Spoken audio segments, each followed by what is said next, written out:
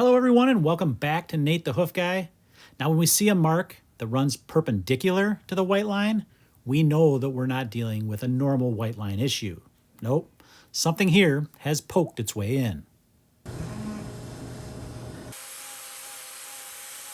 First things first, let's get this foot trimmed up. You'll notice with her as well, she's got a little bit of medial claw rotation, which isn't helping matters either.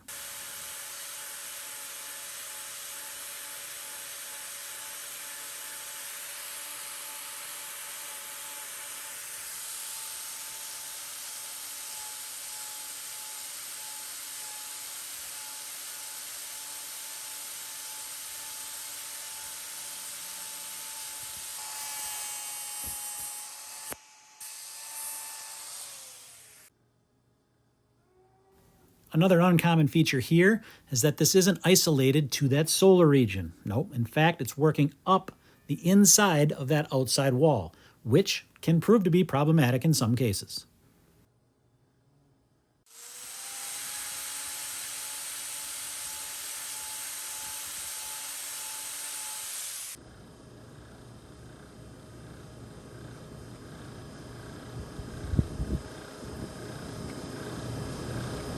That humming you hear, that's coming from my hydraulic pump. Normally I'll shut that off when I'm filming, but today, well, I forgot.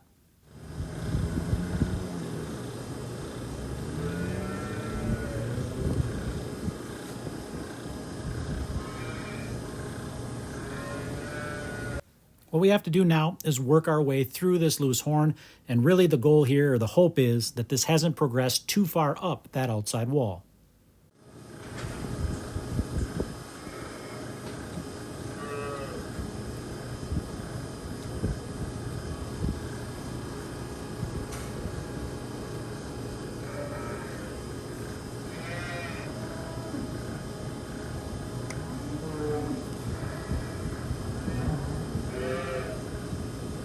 You know what the best part about setting up by a bunch of baby calves is? Well, you get to see baby calves all the time. But you know what the worst part is? They make a lot of noise. Don't they know I'm trying to film a video here? All kidding aside, it's fun to set up in an area, in a maternity area, where you get to watch baby calves coming into this world each and every day and getting to see how they react as they learn to walk and things like that. And to be honest, them bellowing when they're hungry, I really can't hear because I've got my work tunes on anyway. I only notice it now when I'm editing these videos.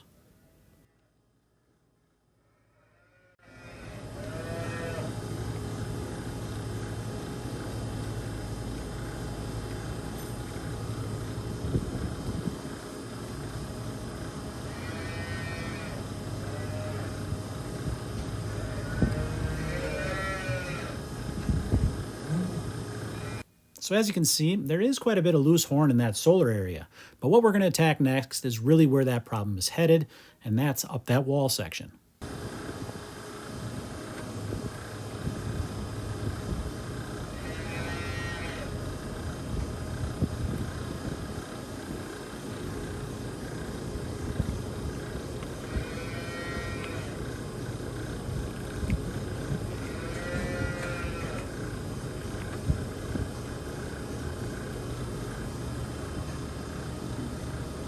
So when it comes to trying to identify what exactly made that initial poke hole, it's pretty hard to do. When we don't have the evidence in front of us, and when it's a mark that small, it could be any number of things.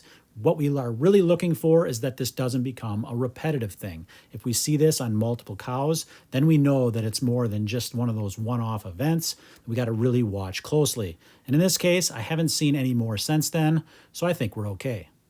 We zoom in here, you can see where that initial problem was here in the sole, but what we got to figure out is how much further up this outside wall this is going to go.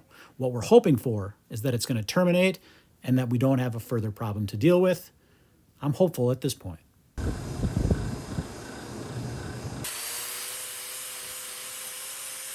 So even though not sure how far it's going to progress yet, I do know I want to get a block on that other claw. Whenever you're dealing with wall cracks, you know that that can progress further. So we want to take the pressure off of that completely. By doing that, that's going to allow anything that might be flawed on the inside to kind of build up a little bit of structural integrity, allow that to grow out a little bit further. With that pressure being off there, that's going to be nice and strong, and we don't have to worry about this progressing in the long term or in the future as far as it would had we not blocked it. This sole is pretty well cleaned up. You're going to see that here as we clean through it. There's really nothing to worry about there. We just have to figure out how far up that outside wall it goes.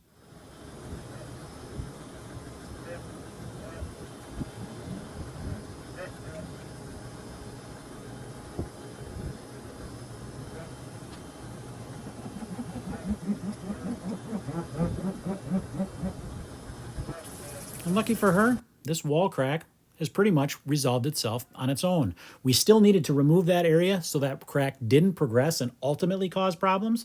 But as you can see, there's nothing open underneath there, which is exactly what we want. There's a little bit of pink area still in that sole. That's going to go away with time, especially as we've got that pressure off now.